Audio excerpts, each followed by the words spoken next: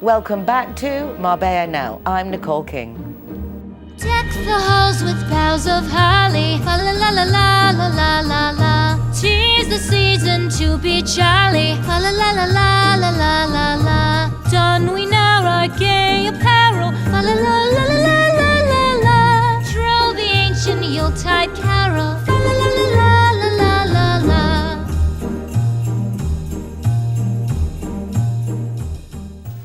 Welcome back to the programme. I hope you all had a wonderful Christmas and didn't eat too much. I know I did, which is why I'm wearing a little bit of a looser dress today, but ready now for New Year.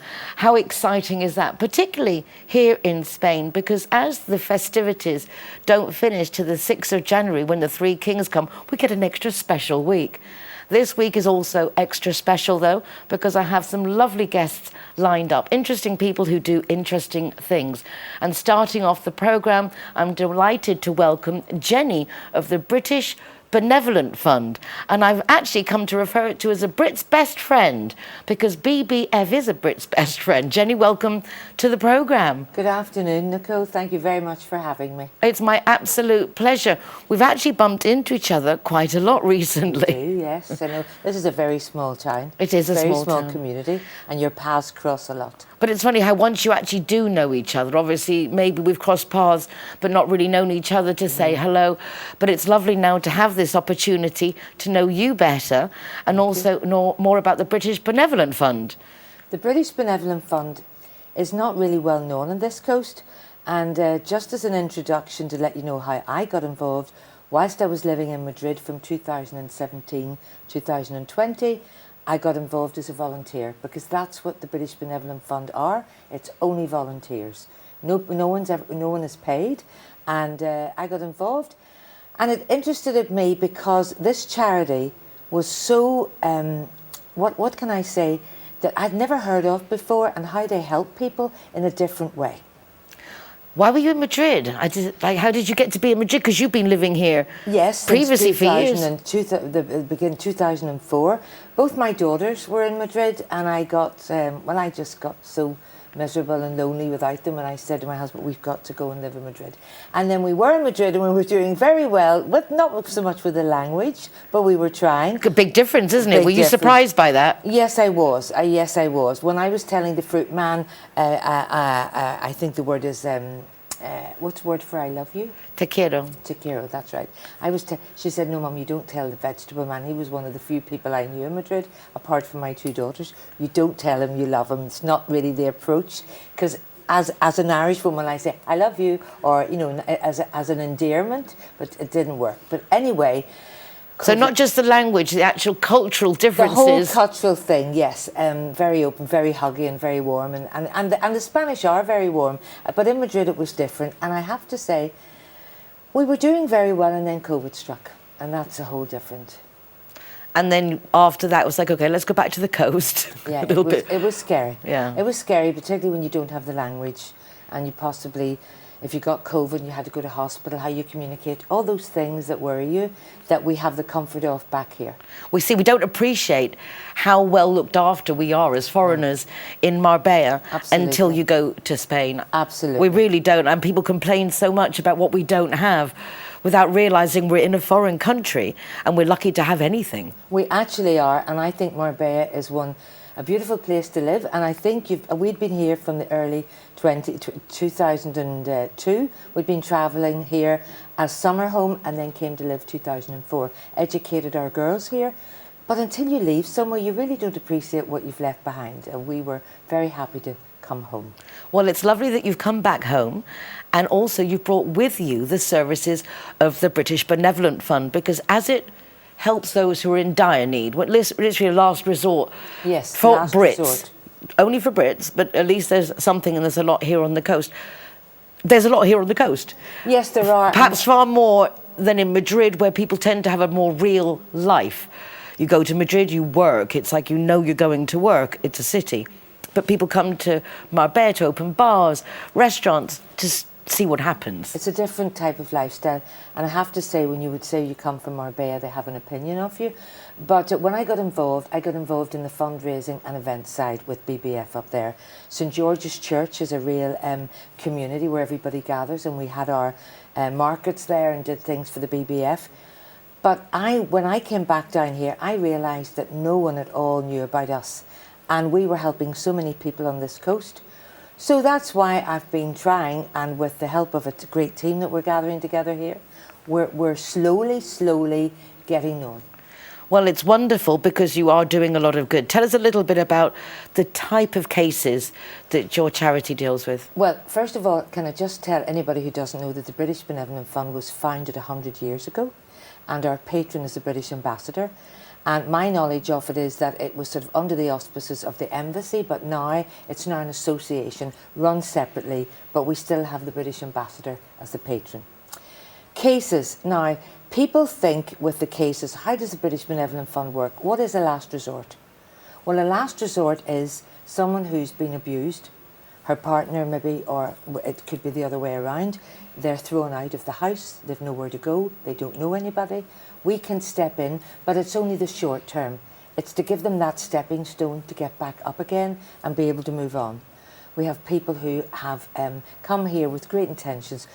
How many people do you know come to Spain with great intentions, and somehow lack of paperwork, lack of knowledge, everything goes a bit wrong and they're on the uppers.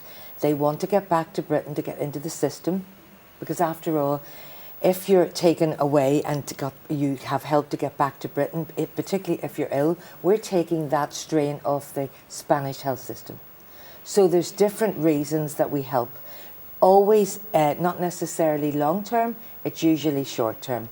And that's really where So a lot of collaborations with other associations. I know that you've got a nice collaboration going with Age Concern. We do. Because obviously you can then put them, because they've got collaborations as well, so it all kind of flows in line. A lot of the people we help comes through the consular networks. The people in distress will contact the consulate. They then reach out to the BBF.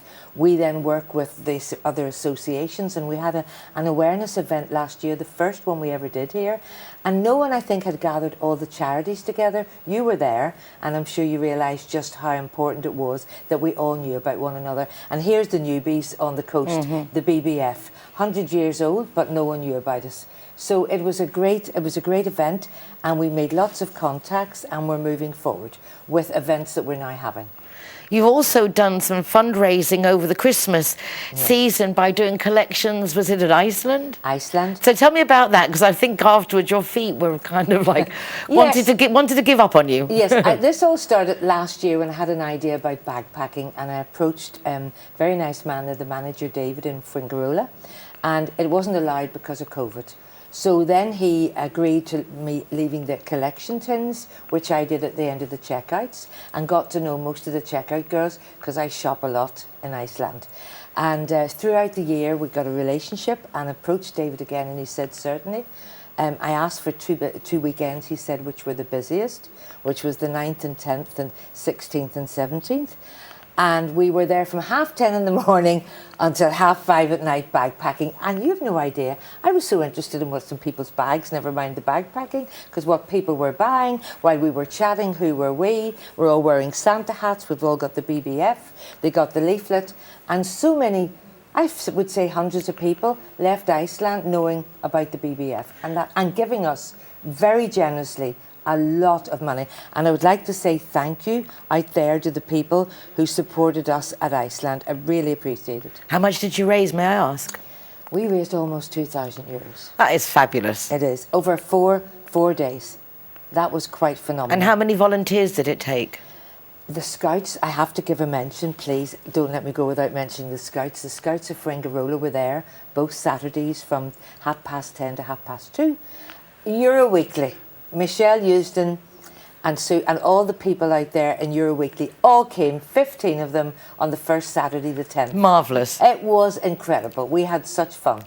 Marvellous. It's so nice to see how the community does come together, because there are a lot of charities there are a lot of causes, but at the end of the day, the collaboration of all of them is actually what makes it work. It was phenomenal just to see how people react, particularly with the Scouts, the fun we had with the Euro Weekly people, the checkout girls. Just it was all the Christmas music playing, and everybody was just working together, and certainly you sort of forgot about your sore feet until you got in the car. Did you remember to do your own shopping though before you left? Oh yes, I did. Oh, I was getting plenty of ideas from what people going through. There was one lady came through and I said, oh, that's champagne rhubarb yogurt, and I said, champagne in it? She said no. I said no. She said the rhubarb's called champagne. I didn't know that. I didn't know that either. Anyway, they were gorgeous and I bought some, but that was Actually, you meant saying rhubarb. Yeah, rhubarb's very I haven't had that for a long time. A rhubarb tart. Very English. It's also an Irish thing. Yes, it certainly is. And then there was another event that I have to say a big thank you to Jeremy at the Serrada de Aguila Golf Club, when we had an event there on the 6th of December. Carol singing a mulled wine. Wonderful. And we raised €800. Also fabulous. So it's been thanks not to me, but to all the people who were working there, everybody. It's all about coming together and helping people like you do, Nicole, because I wouldn't be sitting here today unless you'd brought me on, and I'm getting a chance to make people aware of the British Benevolent Fund. Well, that's what it is all about, is getting to know each other, #better together. And before we finish, your accent is wonderful. I love the Irish accent. It's a very joyous, and the Irish, I believe, are very much like the Andaluces. You're very loving. And although maybe a little bit too loving for Madrid, the perfect amount of loving for Andalusia. Absolutely. It's just the right mix. Absolutely. Whereabouts in Ireland are you from? I'm from a little place called Hollywood with one L. It's really Holywood, but we're awfully posh. We say Hollywood, but it's a one street, beautiful little town with one street, not Hollywood of USA, but it's a lovely place to come from. Rory McIlroy country, if you know anything about golf. No, not really. Yes. Well, we're very proud. Are you Rory guys McIlroy. golfers? No, can't. No, never did. Family of golfers, but I never actually took it up myself. And just before I go, one thing I didn't mention, if anyone would like to know any more about the British Benevolent Fund, you can look us on www.britishbenevolentfund.org. That is marvellous. Just one last question. Is that also registered with the supportinspain.info website of the British government? Yes, it should be. It will be there. It will be there. And that's where, as I say, I'm also jenny.kaka, Kaka, at the British Benevolent Fund, if anybody would like to contact me directly about any questions I have. But it's been lovely to be here, to be able to speak about it today. Well, my absolute pleasure. Are you going to be here for the new year, or are you going up to Madrid? I'm going actually to a place called Jaén. Oh, you're going to Jaén? How Yes, lovely. olive oil country. Are you meeting the family there? Or I'm meeting my younger daughter's family, boyfriend's family there.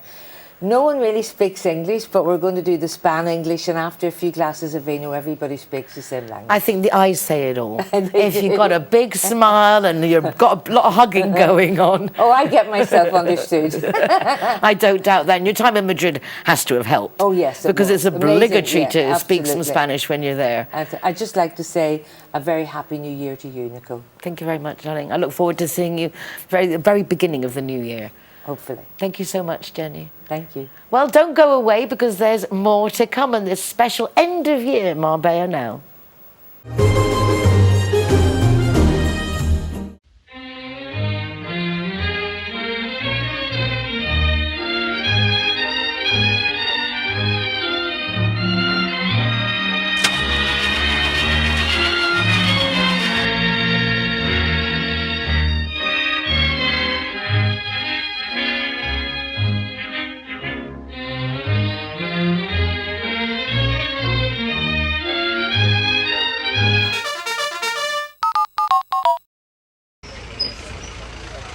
Hero welcomes at Wheels Cafe.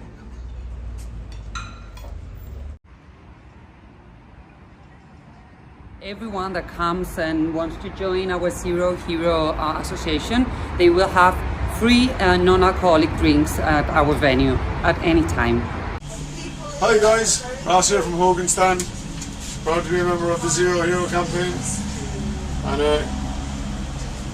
we recommend everybody. Nobody drives drinking. Everybody who drives a car doesn't have any alcohol in their system, and we're proud to sponsor the Zero Hero program. We are it.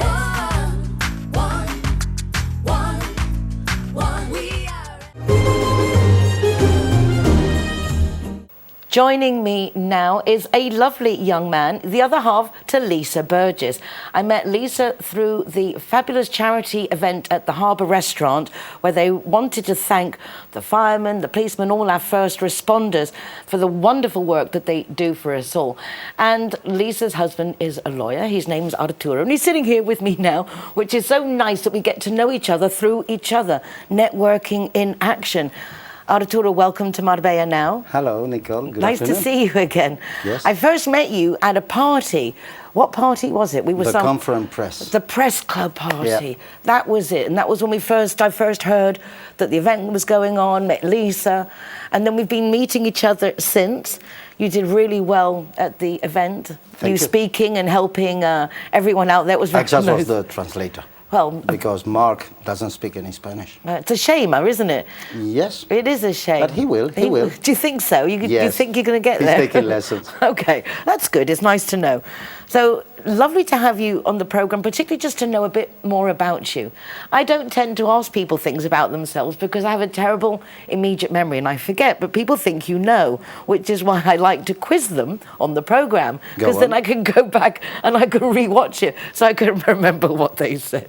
I know you're a lawyer, but do you specialize in any type of law? Because you've been on the coast for quite a while. Yes. Honestly, not. Not because I come from a family of lawyers. And do you remember the old style? A lawyer should know everything. And if he couldn't handle it, then study a lot, and the next day you are ready.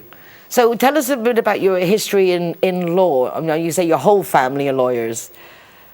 Yes, it came. My father was a labor lawyer. So when I was 16, he came to me and said, Arturo, I'm going to start the studies again at the university to become a real and a proper lawyer. Would you join me? I said, yes, but what does it mean that we are going together to the university? Oh, what a nightmare. Oh my God, he stole all your moments. Absolutely. Do you imagine the case in a free class going to the bar and sometimes, where are you going? To the bar? It's a free hour. No, you go study into the library. So it was on me all the time. That's a shame, actually, because university is when you kind of find yourself and you Yes. get that freedom. But obviously it served you well because you now are a lawyer for 3 decades? Yes, more than 3 decades. And yes, it's true. Perhaps many people had that experience to work with the parents. And the parents are the worst and most strict bosses in the world. So he was on me all the time. After that, when I started working together with another band of mates, it went very well. Yeah, because I mean, but then you get to have that really good foundation. I think so, yes. I think so. But it's normal. In the coast, there are so many different cases you can handle.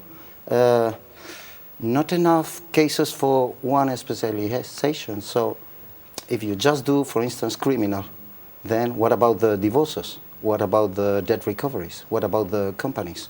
So finally, my generation, we used to study every day, and I still do.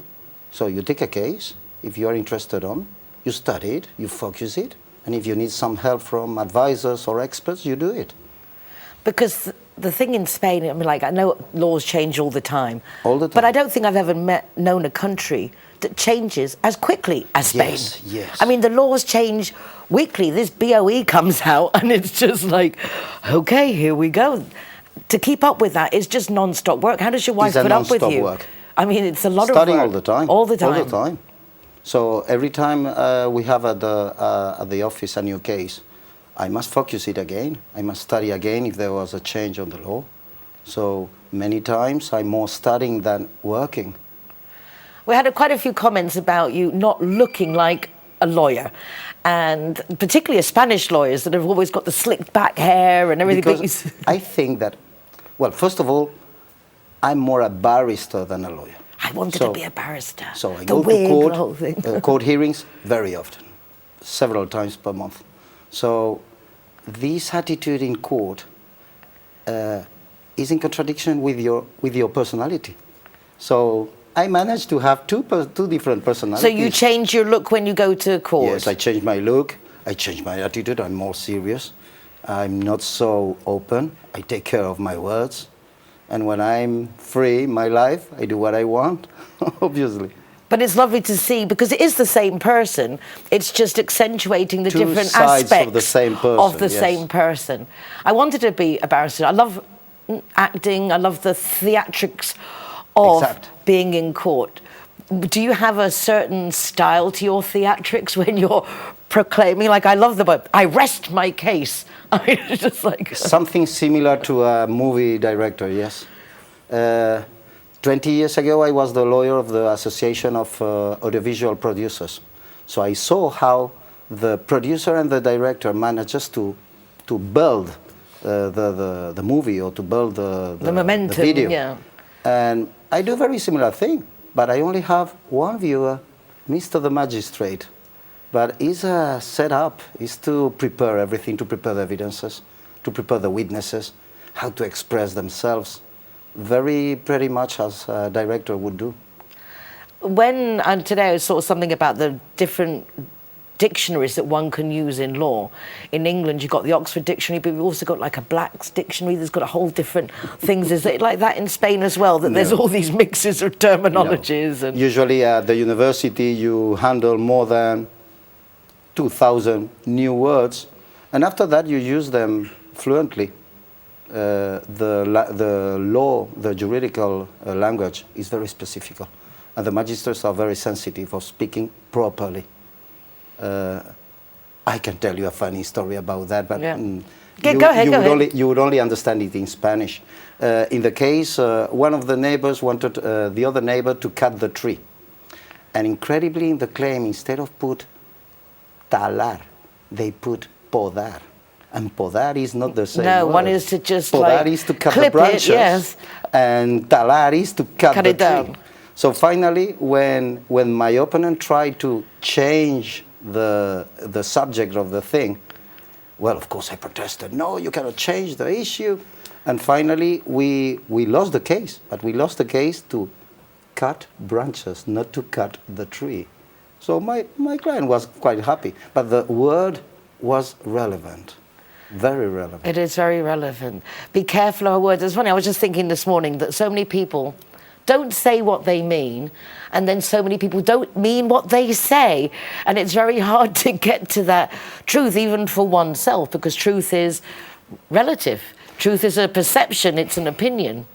Perhaps people doesn't understand that when they see a lawyer and they have a serious court case, they must prepare that as a movie. And not only they must know exactly what are they going to say, but how to express it. To keep silent, to start again, not to say too many things until the question is made. I used to prepare every witness and every client before they appear at court, yes. I would be a lousy witness. I would spill the beans. I wouldn't be able to hold my Only the mouth. first time. Only the first time. Do you have any like interesting cases local in the Costa del Sol? Is it all just real estate, Many, or are there some really many. like juicy cases? Hundreds of them. Really, we'd be surprised at what goes down in Marbella. No, you know what the problem is?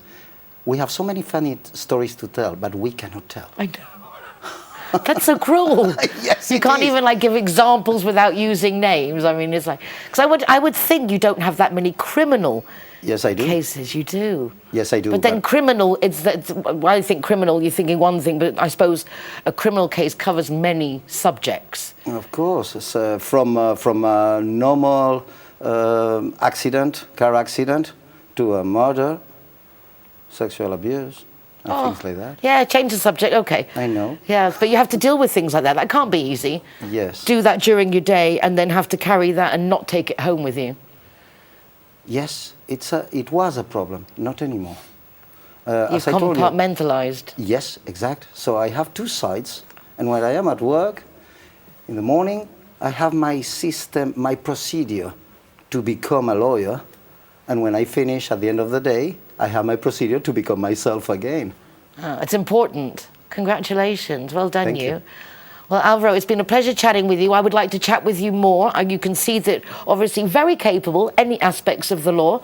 speaks English, being on TV, so he's got a whole strategy going on. If you need someone with the theatrics, the passion, and the power and the ability and the know-how, because after all these years in the Costa del Sol, it's not, as my daddy used to say, it's not what you know or who you know, it's who knows you. He's well known, well liked, and well respected. I add myself to the list. Thank you so much, Alan. Yes, you are. Thank you very much. Okay, don't go away, because we've still got more to come.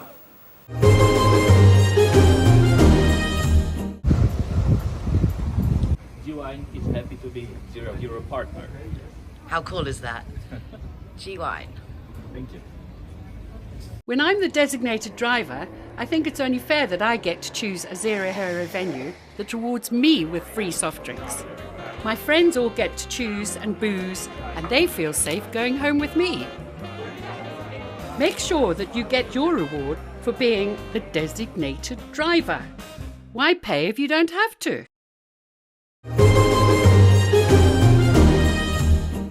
Joining me now is inimitable Derek Langley of the British Chamber of Commerce.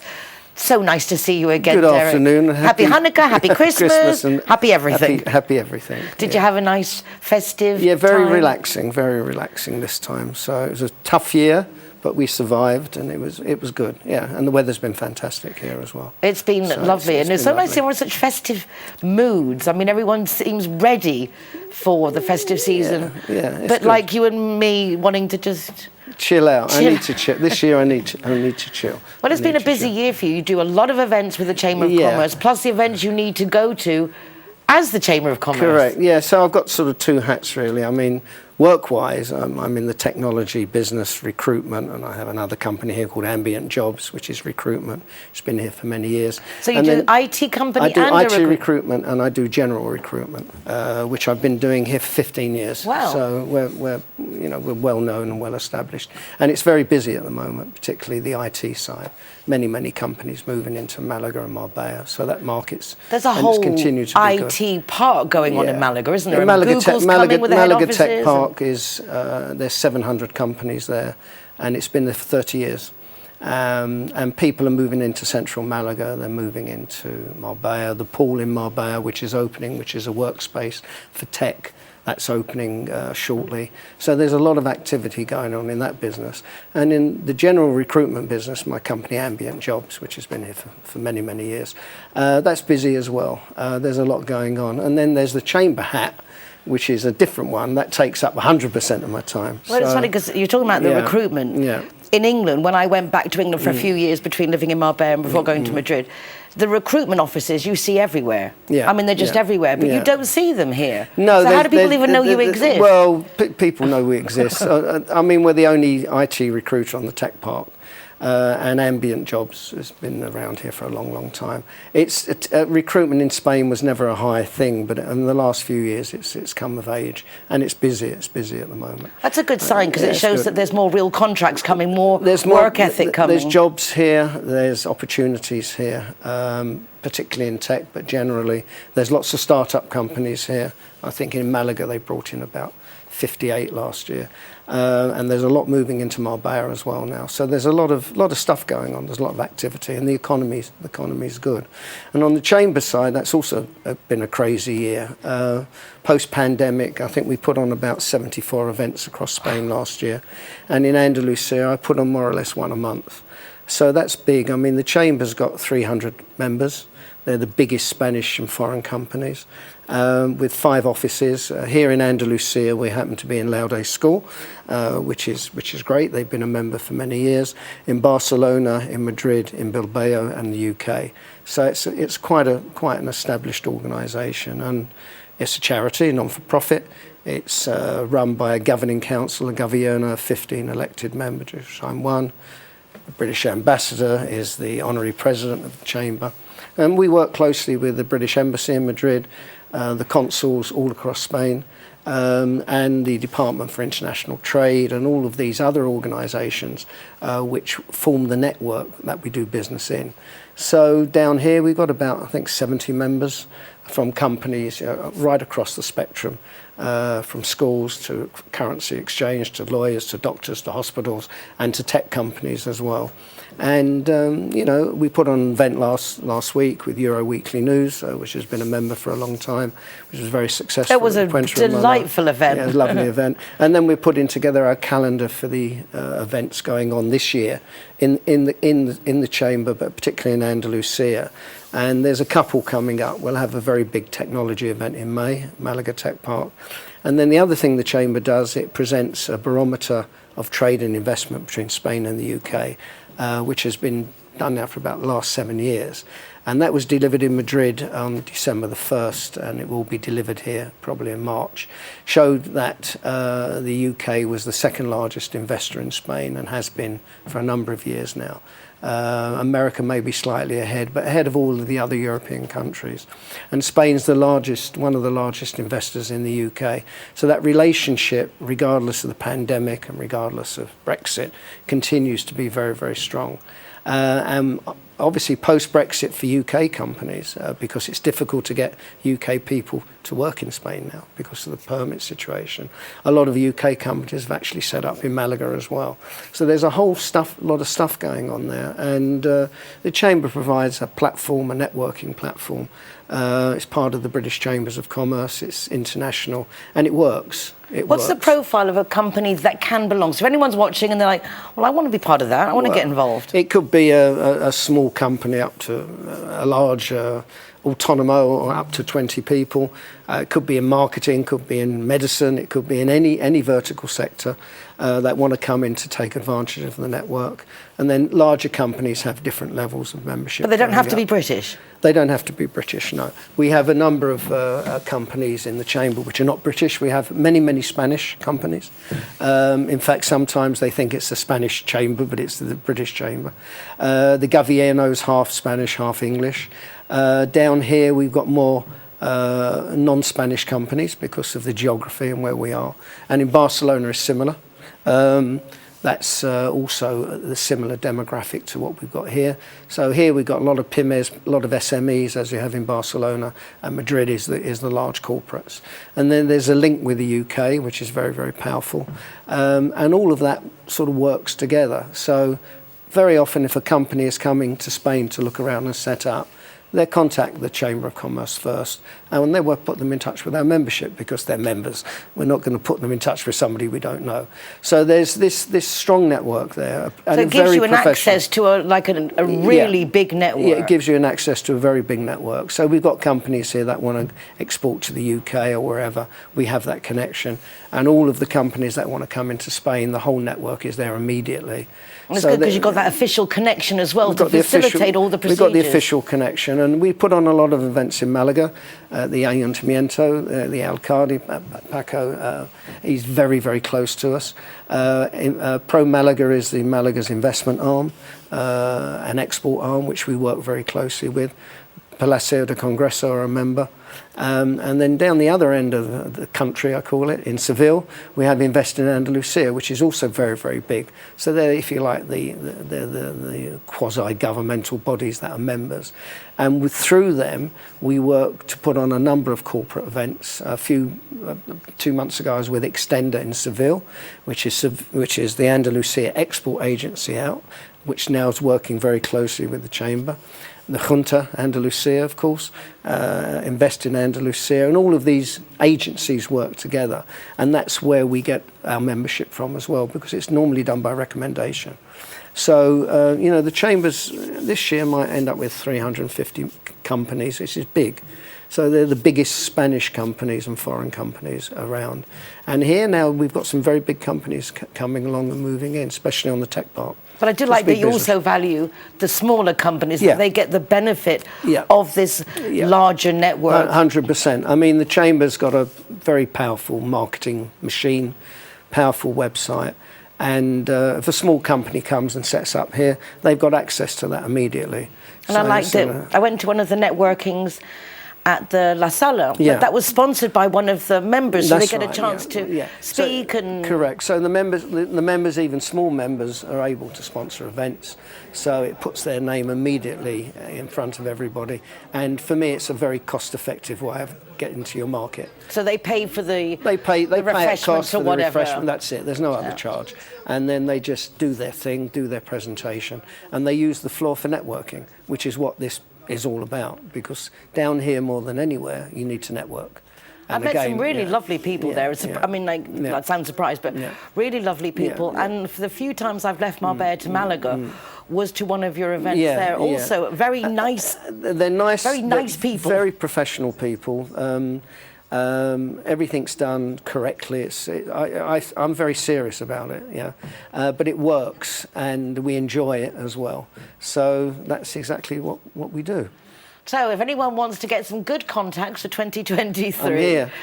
Derek Langley. When I'm not playing tennis and my saxophone, you're I'm available. a big tennis player. Yeah, but not a good one, but a big one. Oh, you must be fairly good, because since I've known you, you play regularly. Yeah, I play 4 times a week. Yeah, if I can. Yeah, otherwise. That's very impressive. Oh, you've got the look of you like you're someone who's just like at the art gallery, all working or going out for dinners. Yeah. But it's nice to looks are not what they are. No, because you always, like you say, you have that look about it. Let's go and sit down and chat. But it's lovely to know that you're also very active. Yeah, I have to be. I can't. I'm a Sagittarius. I can't do anything. Oh, is that to do with to do with that, you're active folk, the Sagittarians? Always, all my life. So I'm going to have to go back and look up study my horoscopes. I don't know how to respond to that. Okay. Except I'm delighted to welcome you this time to the delighted to come back again. It's really nice to see you. Look forward to seeing you in the future, and Happy New Year to everybody. But I'm not going to be able to see you, I don't think, till next year. Next year, it's nearly there. Yeah, see you next year. Okay. Look forward to welcoming you back. And you, God bless. Derek Langley, British Chamber of Commerce. Really lovely to have support of such associations on the Costa del Sol and literally worldwide with the Chamber. Don't go away, because I know we're getting towards the end of the show. We've got a very special treat for the end of the programme.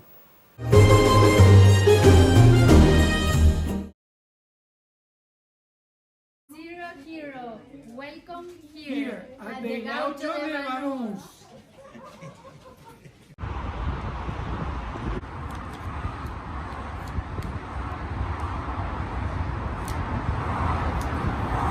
Welcome to Lemongrass, Doña Lola. Thank you very much. Hi guys, Kazakhstan is proud to welcome the Zero Heroes. So come on in and enjoy free soft drinks for anyone who is the designated driver. Thank you, Nicole.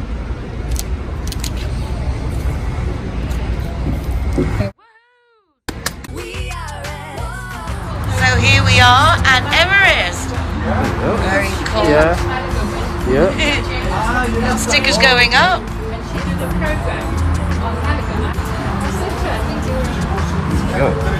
Hi, my name is Govinda. I'm from Everest.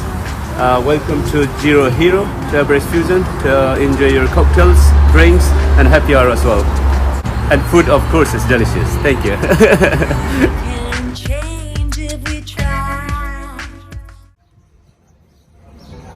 Welcome to Sister Taperia. Perfecto. Before I welcome my last guest, I would like us to all watch this little video.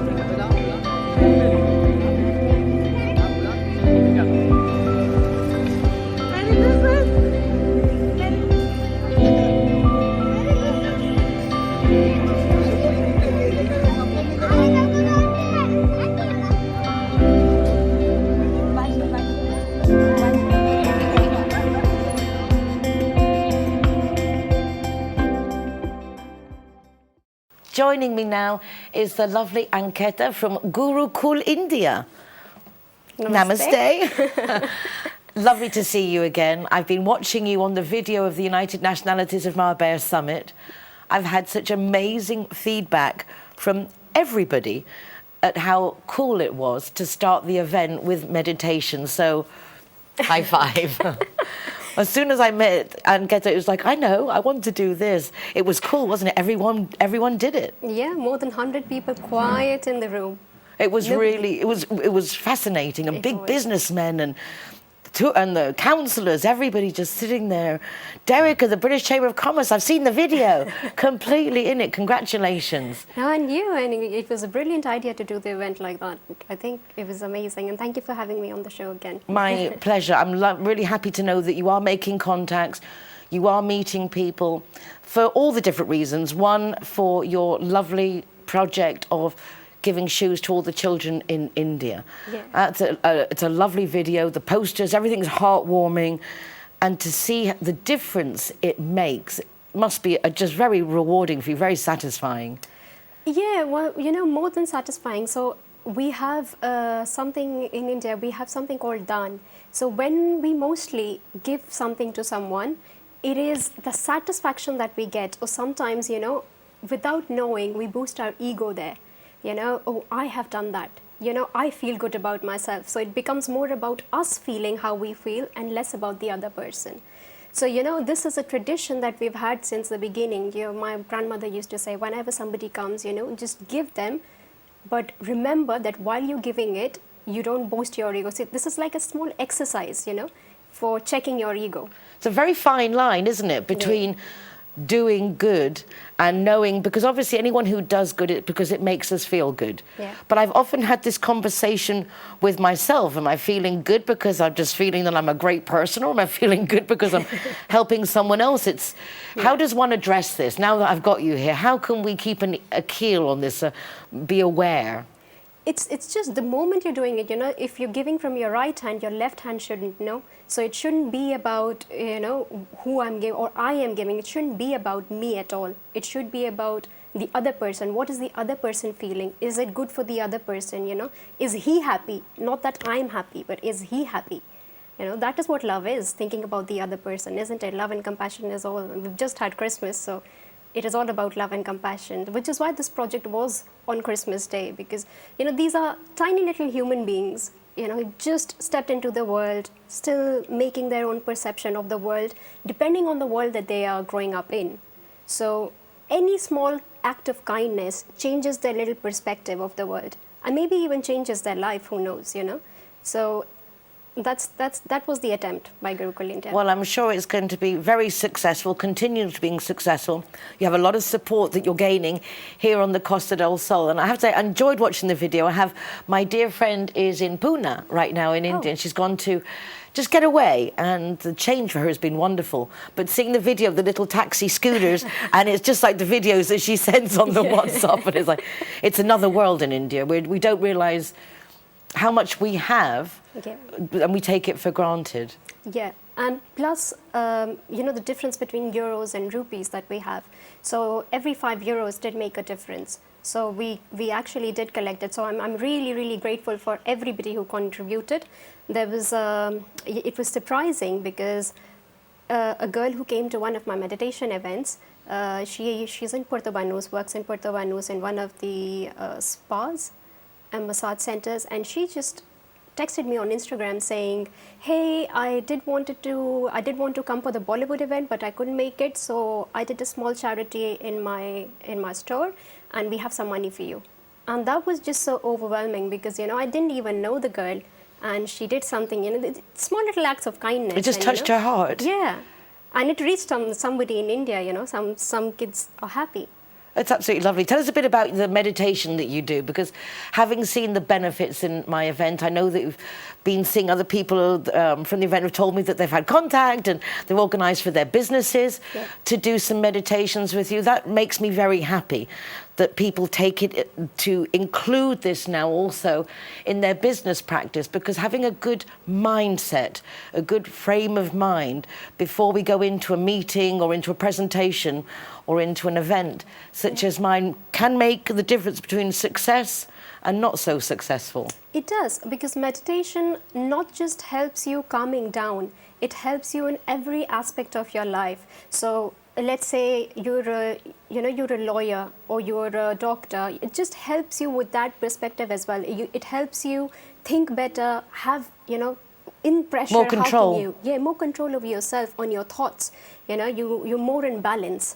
So even if you're in difficult situations or under a lot of pressure, it helps you, calm down and think clearly. And apart from that, it has a lot of benefits, other benefits as well, like, it's spiritual evolution and stuff. But, first is the body, then is the mind, and then you go spiritual. So, yeah. Well, I have to say, I've just come to my mind now, spiritually come into my recollection that my baby granddaughter was taken poorly with bronchiolitis on the day of morning of my event. Yeah. And she went into the hospital. She was only 2 months old at the time. And then she had to stay in for a few days, and I mentioned this to you, and you asked me her name and where she was, and you included her in your Reiki group. Mm. And I suddenly came to me that the next afternoon, my granddaughter was sent home, and the change was so dramatic that I don't want to be glib and not give the recognition for the efforts of you and your group. So thank you ever so much, because I have to accept that it must have made a big difference. The change was dramatic. Oh, thank you. I mean, it's energy. Energy can neither be created nor be destroyed. Newton says that. So it's the same thing. You transfer it wherever you want. It's just that we have to be capable enough to do that. But yeah, meditation, I have recently been doing 2 different types. I've started with, so one program that I do is called the Art and Science of Meditation. It's the very basics, so people who do not know anything about meditation, it's for them. And where we talk about the science, how it affects your brain. And first we need to understand, because we live in a world where logic is everything. So, until science explains something, we do not understand, which is why religions have failed. All religions have failed in today's time, because, we look for logic. And most religions, we don't see the logic. At least I'm talking about my generation. Mm-hmm. So we don't see the logic, and we don't follow them, But if we see the logic in meditation, we understand how it works, We understand the relation between body and mind. Then we start doing it. So this program is entirely dedicated to, science, and then the art, how you do it. First, understand why you're doing it, and then learn how to do it. Is it difficult to learn? No, it's just about time and dedication. Another thing that I'd say is, my mom used to call me a very stubborn person. She still does. She says I'm a very stubborn person. But then... You're committed to your cause. Yeah, that's what I say. Being stubborn and having a strong will are the, 2 sides of the same coin. So it depends how you're using it. So I think a small little will is very, very important. No matter, it's important for everybody. We're going to fail multiple times in our life. And to have that will to still stand up and do it again, you will require that will for everything. So willpower is something that we also develop through meditation. And it's that consistency, the same with meditating. The more you meditate, the easier it is, I suppose. Yeah. I've been trying to meditate for years now, and so specifically, let's say really intensely for 5 years, to control the emotions. And there are times it's easier than others. I don't think I meditate truly, but I haven't learned the importance of having quiet. Keeping quiet, because if you ask for a question, you have to be quiet to hear the answer. But if your mind's always busy, then you can't hear any replies because you're just chatter going on. Yeah, observation is the key. When you're meditating, it's just observation. You observe. Observation changes everything. This has also been proved by science, because with the double slit experiment, it says that observation changes everything. It's the smallest particle in your body. It behaves like a vibration when you're observing it, and it behaves like a wave when you're not observing it.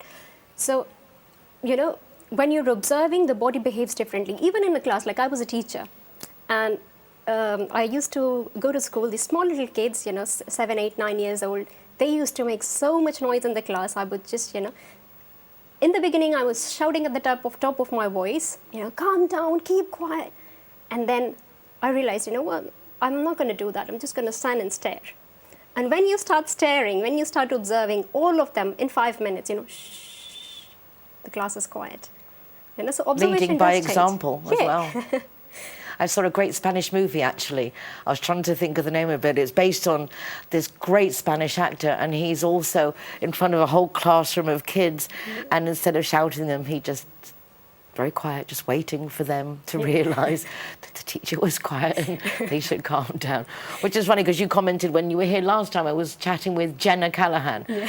And the two of us were like children on a school playground. I mean, the energy, the bouncing off each other was just like... Both of you go boom. But it's strange, isn't it? Because everything is energy. It is. And I kind of think everybody knows it, but I know I do. When I meet someone, I immediately know from their energy. You just feel them. Yeah. Sometimes it's nice to know, sometimes it's not so nice to know. Sometimes you wish you didn't know. But it is nice to, when you can appreciate the feeling in a room, in an office, in a family, there is a dynamic. Yeah. And to be able to have some kind of control of that dynamic, I think, is very important. It is, yeah. So how do we get involved with your classes and come? Because you said one of them is like learning for beginners, and then you have another course as well. Yeah, that is meditation and mantra. So with sound, you know, how sound is, like everybody knows about Om. We have an entire book dedicated to Om. So explain briefly. The book? Yeah, I know it's a lot, but... So Om has basically 3 sounds in it. So, you know, it's the primary sound. We say it's the sound of the universe. So it's like, you know, you have the radio, and if you go on the wrong frequency, you will not listen to it properly. You know, even if it's 97.8, you're supposed to be on 97.8, you go 97.9. There's something wrong, you can't hear it. So, you know, it's just retuning ourselves through mantras. You know, Om is the sound of the universe, is what we believe. And when you chant Om for some time, your vibrations, because your body has an electromagnetic field as well, your vibrations as well, and just the sound is nothing but vibrations in the air. So it just aligns with it. This is what worries me, knowing this, with all the vibrations and the frequencies of the telephones and the 5G and the radio and the television, they're all passing through us, whether we want them to or not. Yeah. We are receiving all these signals. So I would think that consciously trying to align our own frequency must be beneficial, because we're so influenced by everything going around us. Yeah, we never leave the phone. I mean, it's definitely better. I would definitely recommend, you know, if you're going to bed, at least put your phones on Wi-Fi, airplane mode, and, you know, after you wake up, or don't touch your phones for some time, you know, just be with yourself, connect with yourself, and then after a couple of hours, you know, get into the world. But first, you're the most important person in your life, so give time to yourself. I don't think people appreciate, actually, the dangers of the phones, and they tell us in the information about an iPhone, for example, it tells you shouldn't have your phone within, I think, like 1.5 meters of your body. It actually says, do not have your phone within 1.5 meters because we can make you sterile, and the list is, but you have to go look for it. Yeah. But they do tell you. Yeah, they do tell you. And even if you know, most of the time what we're doing is, you know, when we're in bed, doing that, you know, keeping the phone here, and you can feel it if you're receptive, if your body is receptive, you feel it in your heart, in your body, you know, there's something wrong. And then I do all the time, so then I know, okay, too much. I sometimes find my hand goes numb. Yeah. And then I realise that it's because I've been... with the phone all the time, yeah. Okay, well, we're going to have to cut it there because we've already done our minutes. But I do want to know so much about you before we finish this bit, because we're going to come back with Anketa for a minute for some wise words for 2023 after the break.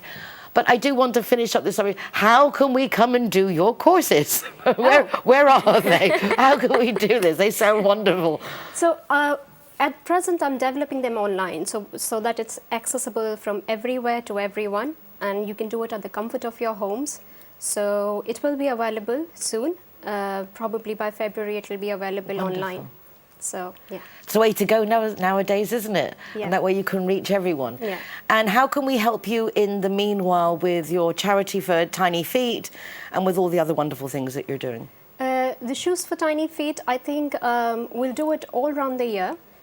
So anybody, whenever they want to donate, they can just go on the website and donate. It'll be available, the link will be available there to donate.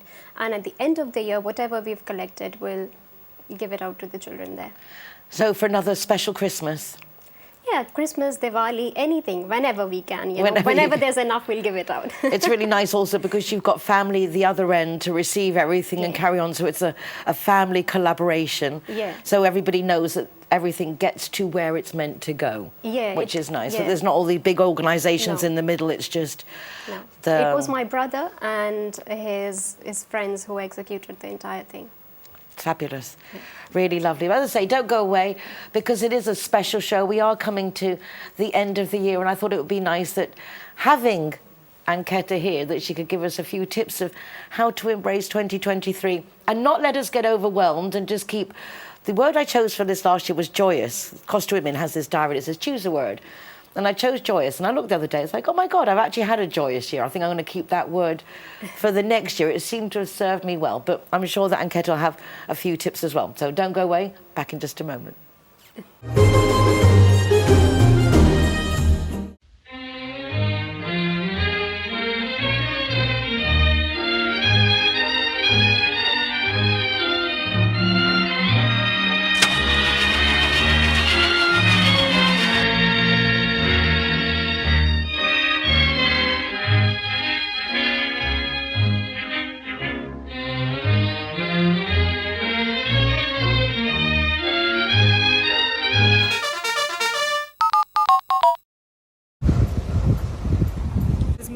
A new partner of Zero Hero.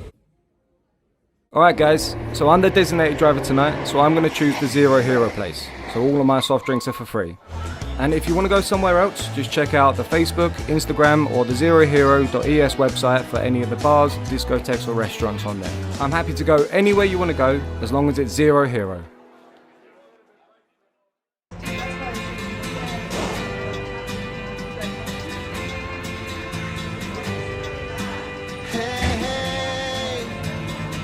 It's a brand new day. Zero Hero, welcome to the Secret Garden. We welcome you. It's a brand And here we are again, and I'm going to pass the floor to Anketa of Gurukul, India. Well, for 2023, like everybody, we have our ups and downs in life, but I think we should enter the year with a positive approach. And I think no matter what happens in life, we can either look at the glass half full or the glass half empty. So try and look at every situation that you come across with the glass half full. Whatever you don't have to focus on that. But there's something that is very, very, that we've learned from our childhood in India is do your karma, like do what you're supposed to do your actions, but never wait for the results. Because what the results will be, you do not have to worry about them, and even if it's good or bad, you don't even have to think about it. You don't have to think about the result, even if it's bad. You just keep going with a positive thought, keep going, doing good, keep doing, just keep doing, and one day it will bear its fruit. Just like a seed, but if we want a plant, we sow a seed, and when we sow a seed, it might take sometimes a month before you can actually see the plant growing on the outside. But on the inside, the roots are still growing, even if we can't see it. So that is what I would like to say. Whatever we do, whatever you do, and please, please, please give yourself priority. Your body, your mind, it's the only thing that you've got. Our body is the only thing that we brought into this world when we entered, and it is the thing that we will leave. We will not even take this along with us. So it is like a vehicle. So if you're going on a trip and your car isn't right, the journey will not be pleasant. So it's the same thing. If you're on this journey called life, and if your body isn't well, then you will not have a pleasant journey. That's beautiful. So take care of yourselves, be nice to each other if you can, and do remember that we are important. Each one of us is important. I don't know why we feel ashamed to do things for ourselves, like we're being selfish, but it's important that we do think of self first. And going back to my word of last year, joyous, I have worked hard for 41 years, and last year, instead of working hard, I decided to work happy.